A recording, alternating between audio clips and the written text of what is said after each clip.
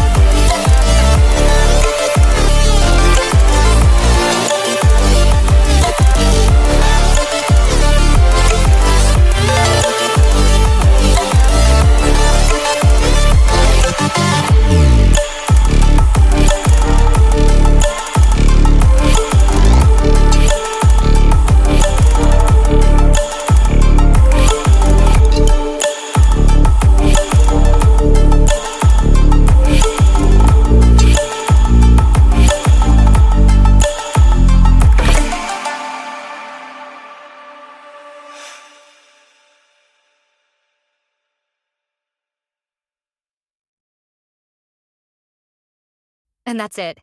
You've successfully run the 3 commands to fix the amdppm.sys issue.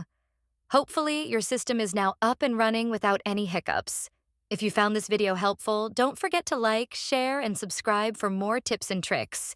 If you have any questions or need further assistance, drop them in the comments below. Thanks for watching, and I'll see you in the next one.